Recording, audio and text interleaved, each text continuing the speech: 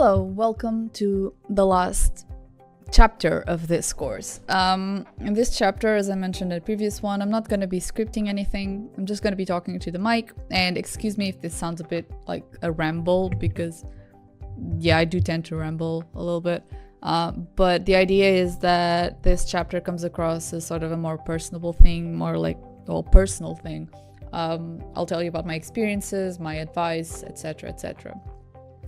For this particular video, I'm going to be talking about my art journey or my writer journey or just my journey in general, a bit more in detail. So I gave you a brief introduction on the first video, and today what I want to try and do is, as I talk about different stages of my art journey, I'll put up images to kind of illustrate it so you can see like what the progression was. The point of this is just to, I guess, sate some curiosity that people might have. I do get asked sometimes, when did you start drawing? When did you start writing? Did you ever take classes, etc.? And I feel like there might be some curiosity regarding what changes my style has been through as well. A lot of people ask me, how did you find your art style? So stuff like that. That's what I'm going to be focusing on.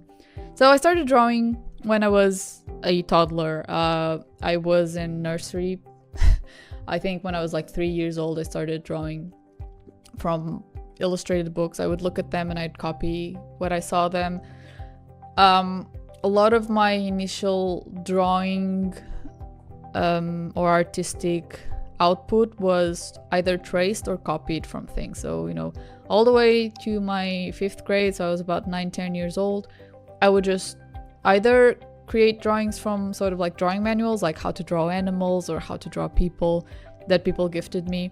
When you're an art kid, you get a lot of drawing manuals for birthday. But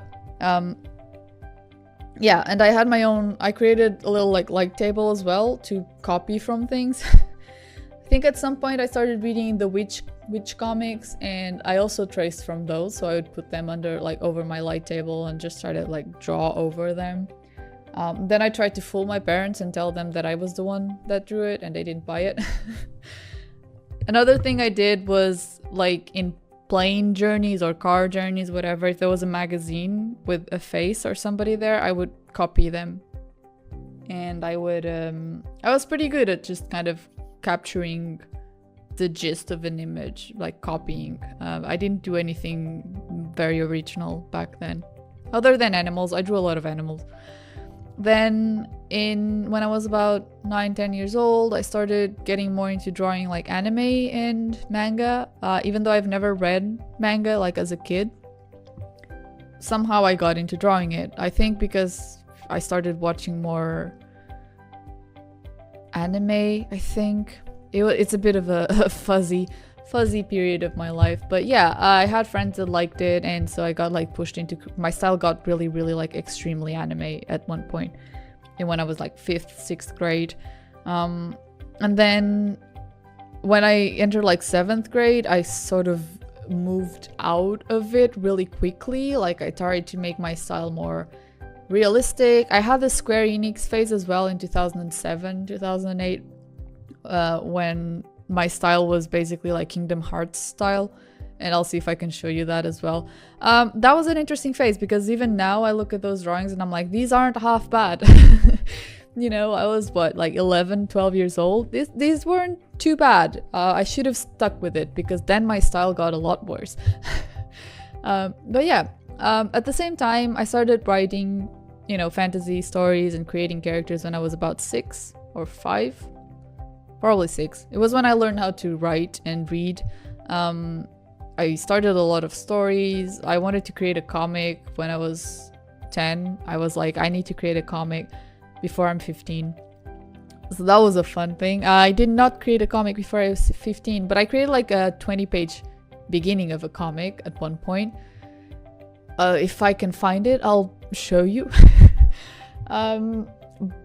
So that was interesting. And then after the anime phase, I started getting more into realistic style. I mostly drew, I didn't use the internet. I mostly drew for my friends, for myself. I would just illustrate things that I wanted to illustrate. I started writing the story that ended up becoming Stray Souls, my webtoon, when I was 11 or 12. It was late 2007 or 2008. I started writing it in a class, like on post-it notes. At the time, I always had like maybe like 3 or 4 stories going on at the same time. In case I got bored of one, I would just start writing the other one. And I had a huge output. So I would write like by hand. No computers at this time. From 2007 to 2012 or 11, I wrote around 600 pages in like handwriting for one single story. And the more I wrote, the more I wanted to like draw my characters, right? Even before I started posting things online, I just needed to represent them somehow. And a lot of those original designs are still pretty much what I use today, which says a lot about the designs that I use today. But yeah, in 2010 or 2009, I don't remember exactly when it was, but I think it was 2010, I discovered DeviantArt. And that was my first exposure to an art community online, and an audience, right? Because even my stories, it was like one person read my stories and me. It was me and another girl. And I had no intention of sharing them with anybody else. I was just writing for myself, having fun, writing in classes instead of paying attention. But in 2010, DeviantArt showed up. I had a huge, like, prolific DeviantArt career until 2013 because I got into a lot of challenges. I interacted with people a lot. I used to post just sketches. I didn't have digital art for like the beginning of it, so I would just post sketches and shaded, like pencil shading things. I was pretty good at it. Like I do like pencil shading a lot, and it was my strong suit back then. So yeah, I made some art friends. I didn't have any, like, I had maybe one person in real life that was like into art, but not the same way that I was. So it was really hard to like find people with the same interests that I had. So I got my first drawing tablet in 2010, I think, or 2011. It was a Wacom Bamboo, and then I upgraded it to an Intuos. Back then, things were a lot cheaper with Wacom, so my Bamboo was like 100 euros or something. I also got it with a discount, so and yeah, I started trying out digital art. I tried out a lot of things. I tried out full rendered, I tried out a lot of software. I tried Photoshop, I tried Art Range, Corel Painter, Paintool Sai. I think I used Paintool Sai for a long time. And I did a lot of art trades, art challenges, stuff like Kiribands. If you're a DeviantArt person, you probably know what I'm talking about. And it was fun. I had a lot of fun. I even did commissions and stuff. Then in 2013, I kind of published my book. Like, on a side note, I wrote everything on the computer, and then as a sort of graduation gift, my parents were like, "You want to print this? Like, have a go at it?" And I was like, yeah.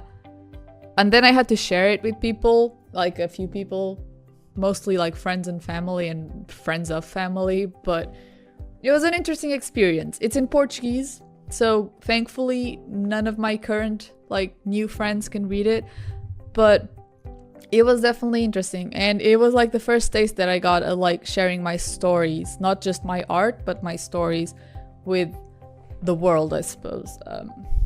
So as much as I cringe at it right now, it was a good experience. I'm really thankful that I got to do that. Then university happened, and in university I just had like this huge period of not drawing and not writing, and I felt really bad. Like, I was in a very kind of dark place back then. I was studying computer science, so I didn't have a lot of time, I didn't have a lot of energy, and I stopped writing and drawing. In the beginning I tried, because I'd gotten into like reading webcomics in 2012, I think. So a lot of the time I was like at university, I was trying to get my mind off of things, and I was just reading webcomics. And I tried to create one with a different story for a while, just to force myself to keep drawing and to keep writing, I guess. I stopped writing, but I wanted to like keep doing something. So I had a webcomic. I think I hosted it on Tapas to begin with, or Smack Jeeves or something. But that didn't last too long, 2012, well, 2014, probably. I was probably no longer working on it. 2014, 15. I don't know. It's a blur. All of that like stage, like phase of my life is a blur. And then in 2016 I graduated, and it was almost like I had so much repressed creativity from those years that it just came all out, just full blown. And I haven't had an art block ever since. In 2016 I moved to the UK to study 3D animation, and I was so used to sort of like the engineering environment that being in a class full of artists, because 3D animation is a master's in art, was so refreshing. All the teachers were so sort of outgoing, and they would try and like, we had an inspiration class where they just showed us like Disney movies and stuff to like try and motivate us to animate. And that was extremely fun. And I was super excited to get back into drawing and such.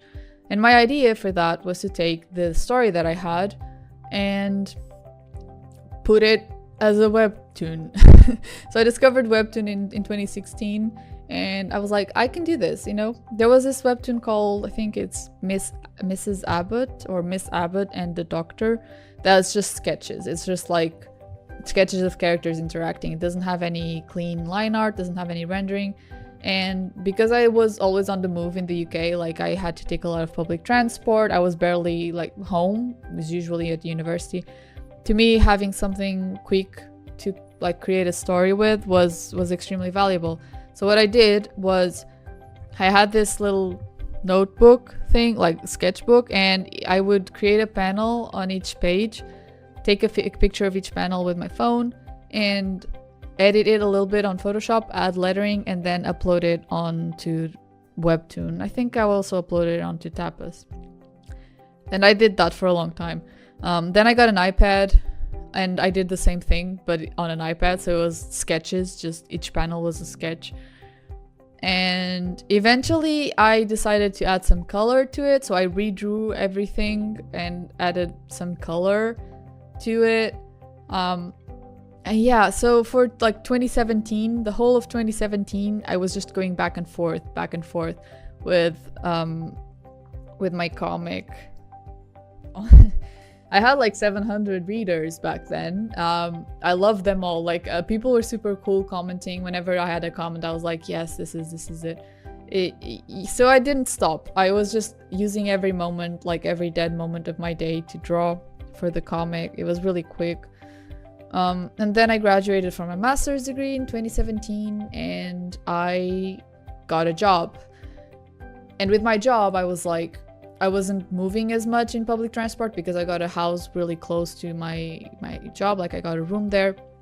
So I started using my Cintiq again. So I had a Cintiq tablet. I think my first Cintiq tablet, I got it in like 2012. I didn't mention that, sorry. But yeah, I had a tablet with a screen. And I started using it more because I was like, I had a stable sort of location to stay for the foreseeable future. And I started wanting to create better art. Like my comic wasn't really going anywhere. That, I'll show you some pictures. You'll see why it wasn't going anywhere. It was extremely rough, to say the least. And I was falling into plot holes as well. So for a while, I still tried to push through it, try and change the style, but not hope that nobody notices it that much. But it wasn't working out. So 2018, January, I was like, guys, I'm taking this down. I'm taking the comic down, and I'm taking a whole year to do some world building, plot fixing, character designing, and art improving. And this was also when I started creating, like focusing my Instagram more on art. I had about 500 followers in 2018, like the beginning of the year. And I did this overhaul of my entire social media sort of presence. And I took the comic down and I said, I'm gonna be back December. I'm gonna be back December 2018. That was my deadline. And throughout the whole year, I was working on growing my Instagram, participating in challenges, having giveaways. I participated a lot in Draw This in Your Style challenges as well, so I was improving my art a lot as well. Made a lot of friends, like art friends. I suddenly started seeing people from my Deviant Art days as well showing up. So that was a really intense year. I had a job, but I was doing that at the same time. And story-wise, I was working on actual world building, fixing the plot, developing characters more because some characters were like, no. And in December 2018, effectively, I relaunched my comic. And in December 2018, I think I'd gotten to almost 10,000 Instagram followers, if I'm not mistaken. Because of like the whole situation like in 2020 and everything, my timeline is very fuzzy, but I do think that when I launched the comic, I was at 9,000 or 10,000 followers on Instagram. And I launched the comic and, I had a buffer. The comic was really, really kind of polished. It was more polished than it is now in terms of art style. And I'll show you some examples if I can find them. And then that was a thing. So I got to around 20,000 readers, which was more than my 700 in 2017. And I got noticed by an editor on Webtoon, so early 2019, like May or March. And then we had some back and forth about making it into an original. I had to pitch it to Webtoon twice. And then around June, July, September, I don't know, sometime later that year, I got a green light and I started working officially on October to launch in May 2020. So that's basically it. I think by the end, I don't know when I got to 100,000 followers on Instagram or 10,000 on Twitter. I know those were goals of mine, but I stopped focusing so much on social media once I launched my comic and all that. And ever since, I've just been working with Webtoon. My art style changed a lot in 2018, and it changed a lot in 2019, from when I was picked to when I started working with Webtoon. And now it's basically remained kind of stable. I haven't written a lot in terms of like novel writing ever since, but I do intend to get back to it soon. I have 3 or 4 whips, like in terms of novel writing that I want to expand on, etc, etc. So yeah, that's my experience. That was my path. I think I mentioned most things. I hope that I managed to like put some pictures up so you can see what the evolution was like. And yeah, it was a mix of trying things out, redoing things, taking inspiration from things, having ideas, trying them out, seeing if they worked, etc, etc. And throughout this whole chapter, I'll talk about like some more tips and tricks that help me, for instance, on social media, or that help me stay motivated. Again, I haven't had an art blog since 2016 or 2013, if you will, because that was my big art blog. Yeah, I hope I can like share some of those things with you. So hope you enjoyed this rambling. See you next video.